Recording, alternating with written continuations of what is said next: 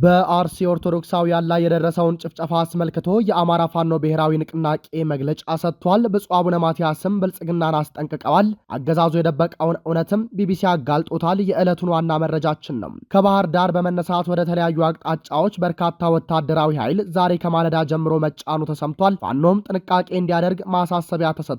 በዝርዝር እንመለከተዋለን። ቀጠናዎችን በአዲስ ውጊያ ስልት እየተቆጣጠርን ነው ሲል ፋኖ ገለጸ። ህዝባችን የጸና አቋም አሳይቷል። አገዛዙ ደግሞ የመጨረሻ አማራጭ አጥቶ እየተቅበዘበዘ ይገኛል ብሏል። የመረጃችን አካል ነው። ሰላም፣ ጤና፣ ፍቅር የምንመኝላችሁ ውድ የብላክ ላይን ሚዲያ ቤተሰቦቻችን እናንተን ይመጥናሉ ብለን ያሰብናቸውን የተመረጡ ዕለታዊ የግንባርና ወቅታዊ መረጃዎችን ወደ እናንተ ይዘን ቀርበናል። ቻናሉን ሰብስክራይብ በማድረግ ቤተሰብ እንድትሆኑ እየጋበዝን ወደ መረጃዎቹ እናመራለን። የአሳምነው እዝ በርካታ ቀጠናዎችን መቆጣጠሩን ገለጸ። የአፋብን ሸዋ ጠቅላይ ግዛት አሳምነው እዝ ፖለቲካ መምሪያ ባወጣው ወቅታዊ መግለጫ ሰኞ ግንቦት 24 የተካሄደው ምርጫ በአማራ ክልል በህዝባዊ እምቢተኝነት ሙሉ በሙሉ መክሸፉንና የፋኖ ኃይሎች አብዛኛውን የምርጫ ጣቢያዎች ተቆጣጥረው መዋላቸውን አስታውቋል። እዙ የህዝባችንን የጸና አቋምና የአገዛዙ የመጨረሻ አማራጭ በሚል ርዕስ ባወጣው መግለጫ የአማራ ህዝብ ቤቱን ዘግቶ በመዋልና ድምፅ ባለመስጠት ለአገዛዙ ያለውን ድጋፍ ሙሉ በሙሉ የነፈገበት ታሪካዊ ቀን ነው ያለ ሲሆንም የፖለቲካ ድል መመዝገቡንም ገልጿል። የአማራ ፋኖ ብሔራዊ ንቅናቄ ከ98 በመቶ በላይ በሚሆኑት የምርጫ ጣቢያዎች ያሉባቸውን ቀጠናዎች ሙሉ በሙሉ ተቆጣጥሮ የዋለ ሲሆን በዚህም ምክንያት በዞን ከተሞችና በተወሰኑ ወረዳዎችም ተዘጋጅተው የነበሩ የምርጫ ድንኳኖች የሚገባባቸው ሰው አጥተው ባዶነታቸውን መስክረዋል ብሏል። የአሳምነው እዝ ፖለቲካ መምሪያ አክሎም ምርጫውን ተከትሎ በደረሰበት የፖለቲካ ክስረት የተበሳጨው አገዛዙ በንጹሃን ዜጎች ላይ ያልተገባ የኃይል እርምጃና ድብደባ መጀመሩን የገለጸ ሲሆን የትራንስፖርት መስመሮችን ሙሉ በሙሉ በመዝጋት በሹፌሮችና በመንገደኞች ላይ እንግልት እያደረሰ ይገኛል ሲል ከሷል። ይህ ድርጊት የአገዛዙን የሞራል ውድቀት የሚያሳይ እንጂ ህዝባዊ ማዕበሉን ሊያስቆም እንደማይችልም አስገንዝቧል። የአገዛዙን የሽንፈት ቁጣና የዱላ በትር በጽናትና በአንድነት በመቋቋም ያለውና ተጋድሎውን አጠናክሮ እንዲቀጥል እየደረሰባቸው ያለውን በደል ንቅናቄው በቅርብ እንደሚከታተለው በመግለጽ አስቸጋሪውን ወቅት በንቃትና እርስ በርስ በመረዳዳት እንዲያልፉት አሳስቧል። የህዝብን ደህንነት ለመጠበቅ የተጀመረው ቀጠናዊ ቁጥጥርና የአገዛዙን የጭቆና መዋቅር ለመጣል የሚደረገው ስልታዊ ግስጋሴ ተጠናክሮ እንዲቀጥል ጥሪ አቅርቧል። በተመሳሳይ የግንባር መረጃ በጎንደር ደጎማ ሚካኤል ደብር እንዲሁም ከአዲስ ዘመን እስከ አርኖ በተዘረጋው ሰፊ የጦር ግንባር በጀነራል ፋንታ በላይ ስም የተሰየመው የፋኖ ክፍለ ጦር የተቀናጀ ወታደራዊ እርምጃ መውሰዱን አስታውቋል። ከግንቦት 24 ቀን 2018 ዓ.ም ጀምሮ እስከ ማግስቱ ረፋድ ድረስ ከከባድና ቀላል መሳሪያዎች በመታገዝ በተካሄደው ውጊያም በአካባቢው ሊከናወን ታስቦ የነበረው ምርጫ ለማክሸፍና ለማደናቀፍ ያለመ እንደነበር ተጠቁሟል። በተለይም በአዲስ ዘመን ግንባር መድኃኔዓለም፣ ቋላና ሚካኤል አካባቢዎች የተሰነዘረውን ጥቃት ተከትሎም የፋኖ ኃይሎች ቀጠናውን በቁጥጥራቸው ስር መዋላቸው የገለጹ ሲሆን በሚካኤል ደብር በ6 አቅጣጫዎች በተከፈተ ጥቃትና በደጎማ ምስራቃዊ ግንባር የመንግስት የጸጥታ ኃይሎች መበታተናቸውንና እቅዳቸው መክኖ መዋሉን አስታውቋል። በዚህ የተጋድሎ እርምጃ በርካታ የመንግስት ወታደሮች መሞታቸውን የጠቀሰው ፋኖም ወታደራዊ ትጥቆችና ቁሳቁሶች መማረካቸውንም ይፋ አድርጓል። በርካታ የክላሽንኮቭ ጠመንጃዎች፣ 17 የኤፍ1 የእጅ ቦምቦች፣ 1200 የክላሽ ተተኳሽ ጥይቶች፣ ከ820 በላይ የብሬን ጥይቶች እንዲሁም ወታደራዊ ሻንጣዎችና ልዩ ልዩ ቁሳቁሶች የክፍለ ጦሩ የበላይ እዝ ይህ የተወሰደው ስልታዊ እርምጃና የተመዘገበው ድል የአገዛዙን እቅዶች ያጨናገፈና ህዝባዊ እምቢተኝነትን በተግባር ያሳየ መሆኑን ጨምሮ ገልጿል። ስለተባለው ውጊያና ስለተጋጠመው የሰውና የንብረት ጉዳት ከመንግስት አካላት በኩል እስካሁን የተሰጠ ማብራሪያ የለም። በምስራቅ አርሲ ዞን 2 ወረዳዎች እሁድና ሰኞ ዕለት በተፈጸሙ ጥቃቶች 13 ሰዎች መገደላቸውንና አንድ ቤተክርስቲያን መቃጠሉን ነዋሪዎችና የአካባቢው የኦርቶዶክስ ቤተክርስቲያን ሀገረ ስብከት ምንጮች ለቢቢሲ ተናገሩ። የአካባቢው ሀገረ ስብከት ሊቀ ጳጳስ በጥቃቱ የተገደሉ ሰዎችን ስም ዝርዝር ይፋ ያደረጉ ሲሆን የአካባቢው አስተዳደር ባለስልጣናት ደግሞ ስለተፈጸመው ጥቃትና ስለደረሰው ጉዳት መረጃ እንደሌላቸው ለቢቢሲ ገልጸዋል። በምስራቅ አርሲ ሀገረ ስብከት ውስጥ የሚገኙ የቢቢሲ ምንጭ ጥቃቱ እሁድ ግንቦት 23 ቀን 2018 ዓመተ ምህረት መጀመሩን ተናግረው ስልጣና ወረዳ ልዩ ስሙ በቼቶ የተባለ አካባቢ 2፣ አሰኮ ወረዳ ደግሞ 11 ሰዎች መገደላቸውን ተናግረዋል። እኚሁ ለደህንነታቸው ሲባል ስማቸው እንዳይገለጽ የጠየቁ የቢቢሲ ምንጭ በጥቃቱ የ101 ዓመት ዕድሜ ያለው ጸለታ ገብርኤል ቤተክርስቲያን ሙሉ በሙሉ በእሳት ወድሟል ብለዋል። ጥቃቱ የተፈጸመበት የአርሲና ሶማሌ ክልል ጅጅጋ አህጉረ ስብከት ሊቀ ጳጳስ ሲሆኑት ብፁዕ አቡነ ኤልሳ ባወጡት መግለጫ በምስራቅ አርሲ ሀገረ ስብከት በአሰኮ በሽርካና ሆንቆሎ ዋቤ ወረዳዎች 13 13 ኦርቶዶክሳውያን መገደላቸውንም ከ2800 በላይ ምዕመናን መፈናቀላቸውንና የ101 ዓመት ቤተክርስቲያን መቃጠሉን አመልክተዋል። በተጨማሪም ካራኩኩፍቱና መድኃኔ ዓለም በተባለው ቤተክርስቲያን ላይ ዘረፋ መፈጸሙን የገለጹት ጳጳሱም ምዕመናን ጽላቱን ይዘው ተሰደዋል፣ መኖሪያ ቤታቸውም ተቃጥሏል ሲሉ በመግለጫው ላይ ጠቅሰዋል። በአካባቢው ጥቃት የደረሰባቸው ግለሰቦች በሃይማኖታቸው ብቻ ቤታቸው እየተለየ ተቃጥሏል፣ ንብረታቸውና ከብቶቻቸው ተዘርፈዋል ሲሉም አስታውቀዋል። ቢቢሲ ያነጋገራቸውና በአካባቢው የቤተ ክርስቲያን አገልጋይ የሆኑ ሌላ ግለሰብ በበኩላቸው በጥቃቱ ሚሊሻ የነበረው ወንድማቸው መገደሉን ገልጸው ቤተ ክርስቲያኑ ጠለታ ገብርኤል ከታቦተ ሕጉ ውጪ ሙሉ በሙሉ ወድሟል ብለዋል። የአገረ ስብከቱ ምንጭ ግንቦት 23 ቀን 2018 ዓ.ም በነበረ ጥቃት ደጀ ሰላሙ ተቃጥሎ የነበረው ኩፍቴና መድኃኔ ዓለምን ግንቦት 24 ለ25 አጥቢያ ሙሉ በሙሉ ሊባል በሚችል ደረጃ መቃጠሉን ጨምረው ገልጸዋል። በጥቃቱ የተገደሉት ሟቾቹ ነዋሪዎች መሆናቸውን የተናገሩት እኚህ ግለሰብ በአሰኮ ወረዳ 280 ሰዎች ከቤት ንብረታቸው መፈናቀላቸውን ጨምረው ተናግረዋል።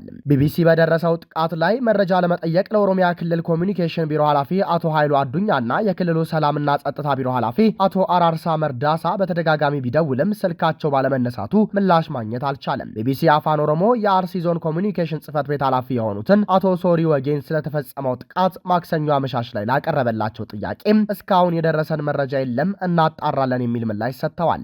ጥቃቱ ከተፈጸመባቸው አካባቢዎች አንዱ የሆነው የሆንቆሎ ዋቤ ወረዳ አስተዳዳሪ ሐሰን መሐመድም ሰዎች ስለሞቱበትና ንብረት ስለወደመበት ክስተት መረጃ የለንም የሚል ምላሽ ሰጥቷል።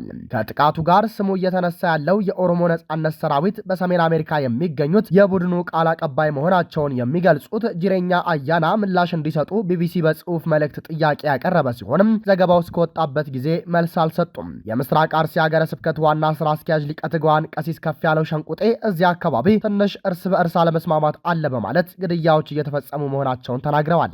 ሰኞ ግንቦት 24 ቀን 2018 ዓ.ም በዞኑ የተለያዩ አካባቢዎች ምርጫ መካሄዱን በማስታወስም በእነዚህ አካባቢዎች እርስ በእርስ መጨራረስ የተደረሰው ምርጫን ለማደናቀፍ ይሁን ወይም ደግሞ ሌላ ምክንያት ስለመኖሩ አለመታወቁን ተናግረዋል። ዋና ስራ አስኪያጁ ጥቃቱ የተፈጸመው በምን ምክንያትና በማን እንደሆነ ለይቶ ለመናገር አሁን እንደማይችሉ ጨምረው አስታውቀዋል። በአካባቢው የጸጥታ አካላትና የሚያጣራ ቡድን ማክሰኞ ዕለት ግንቦት 25 ቀን 2018 ዓ.ም መሰማራቱን ተናግረው ሁኔታዎች መረጋጋታቸውን ገልጸዋል። በጥቃቱ የሞቱ ሰዎችን በተመለከተም ግማሹ 9 ይላል፣ ግማሹ 7 ይላል። ይህም ራሱ መጣራት አለበት ብለዋል። በአካባቢው ግንቦት 23 እና 24 የተኩስ ሩምታ እንደተከፈተ ጥቆማ እንደደረሳቸው መረጃው እንዳላቸው የሚናገሩት ኃላፊውም አንድ ቤተክርስቲያን ላይ ትንሽ የእሳት አደጋ መድረሱን በመግለጽ ይህንንም ወደ ቦታው የተሰማራው ቡድን አጣርቶ እንደሚያሳውቅ ተናግረዋል። የተፈጠረውን በዝርዝር ለማስረዳት አጣሪ ቡድኑ የሚያወጣውን መረጃ አይተው ለመናገር እንደሚመርጡ በመግለጽ ዝርዝር ከመናገር ተቆጥበዋል። የቤተክርስቲያን አገልጋይ የሆኑት ግለሰብ በበኩላቸው በአካባቢው ባለፉት 6 ዓመታት በሸኔ ታጣቂዎች ጥቃት በተደጋጋሚ ሲፈጸም እንደነበር ገልጸው የተወሰኑ ግለሰቦች ራሳቸውን ለመከላከል በግላቸው መታጠቃቸውን ይናገራሉ። የተወሰኑ ሰዎች ከታጣቂዎቹ ጋር ሲታኮሱ፣ ቀሪዎቹ ግን እየሸሹ ባሉበት መገደላቸውን ጨምረው ገልጸዋል።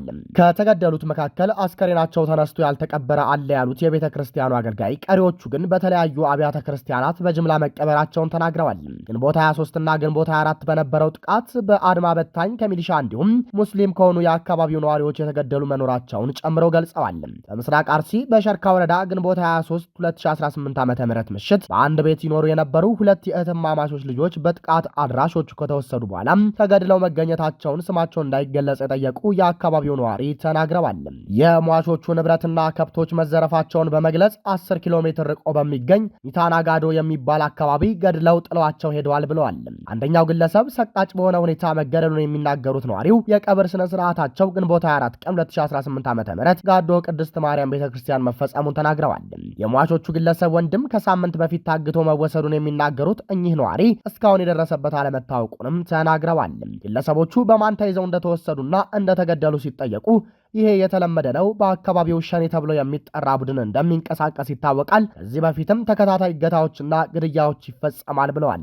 ከዚህ በፊትም የተፈጸሙት ግድያዎች እምነት ተኮር መሆናቸውን የሚናገሩት ግለሰቡም አሁንም በዚያው መልኩ የተፈጸመ መሆኑን አስረድተዋል። በአካባቢው ባለፉት 3 ዓመታት ተመሳሳይ ግድያዎች ሲፈጸሙ መቆየታቸውን የሚያስታውሱት ነዋሪው በርካታ ሰው ሕይወቱን አጥቷል ይላሉ። በአካባቢው በተደጋጋሚ የሚፈጸሙ ጥቃቶችና ማፈናቀሎች እምነት ተኮር መሆናቸውን እንደሚገምቱ ተናግረዋል። እነዚህ ተመሳሳይ ጥቃቶች እልባት ያላገኙት ለምን እንደሆነ ሲናገሩም በአካባቢው አስተዳደር ውስጥ ያልጠሩ ሁኔታዎች አሉ ብለዋል። በሸርካ ወረዳ ከ5000 የማያንሱ አባወራዎች ከዚህ በፊት በተፈጸሙ ጥቃቶች መፈናቀላቸውን የሚናገሩት ግለሰቡም ከቅርብ ጊዜ ድረስ ይህ ችግር ከመፈጠሩ በፊት እነርሱን ለመመለስ ጥረት እየተደረገ መሆኑን ተናግረዋል። ቢቢሲ በሸርካ ወረዳ ነዋሪን ያነጋገረው ማክሰኞ ግንቦት 25 ሲሆን የአካባቢው ሁኔታ መረጋጋቱን ሰምቷል። ሌላ ቢቢሲ ያነጋገራቸው ለደህንነታቸው በመስጋት ስማቸው እንዲገለጽ ያልፈቀዱ የአሰኮ ወረዳ ነዋሪ በበኩላቸው ግንቦት 23 ቀን 2018 ዓ.ም በነበረው ጥቃት ሸኔ ተብለው የሚጠሩ አንድ ሚሊሻን ጨምሮ 10 ሰው ገድለዋል ብለዋል።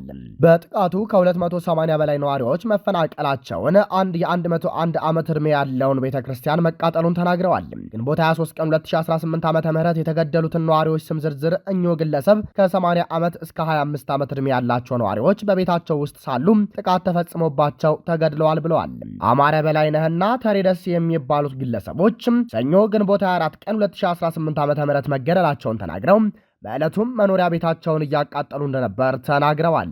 የክርስቲያን ቤት ሙሉ በሙሉ ተቃጥሏል ያሉት ነዋሪው እሁድ ግንቦት 23 ከጠዋት ጀምሮ ጥቃቱ መፈጸሙን ተናግረው ሰኞ ዕለትም መቀጠሉንና በአካባቢው የሸኔ ባንዲራ ተክለው እንደሚገኙ ተናግረዋል።